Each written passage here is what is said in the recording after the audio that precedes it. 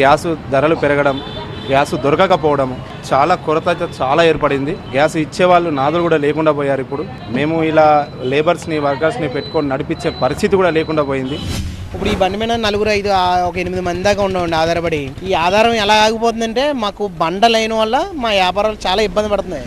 30 రోజులు పడుతుందంటున్నారండి. ఆ యుద్ధం వల్ల స్టాక్ రాలేదు, మాకు పైనుంచి రావట్లేదు అని చాలా ఇబ్బంది పెడుతున్నారండి.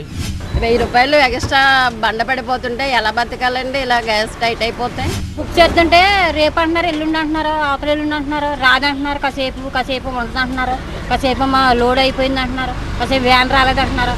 ఒక సిస్టమ్ ఓపెన్ చేయాలంటే కన్జ్యూమర్కి చాలా టైం పడుతుంది. కస్టమర్లు అలా వెయిట్ చేస్తూనే ఉంటున్నారు. ఓటీపీ రాకపోవడం వల్ల పెద్దవాళ్ళకి ఫోన్లు ఉండడం లేదు, వాళ్ళకి ఓటీపీ రాకపోతే గ్యాస్ ఇవ్వడం లేదు. ఆన్లైన్లో బుక్ అవ్వట్లేదు, వాళ్ళు బిజీ అని వస్తుంది. ఇక్కడ కూడా ఫోన్ చేస్తే ఫోన్ రెస్పాన్స్ ఉండదు. ఇక్కడ మరి గ్యాస్ సమస్య వల్ల ఆర్డర్లు కూడా తగ్గుతున్నాయి. స్విగ్గీ, జొమాటో వాళ్ళకి కూడా చాలా ఇబ్బందిగానే ఉంటుంది దీనివల్ల. కమర్షియల్ రంగానికి ఇవ్వాల్సినటువంటి ఫ్యూల్ ఏదైతే ఉందో గ్యాసు, అది ఇవ్వకుంటే వ్యవస్థ మొత్తం కుదేలవుతుంది. కరోనా చూసినప్పుడు ఎంత అల్లాడిపోయారో ఇది కూడా రేపు రాబోయే కాలం కూడా ఇదే జరుగుద్ది.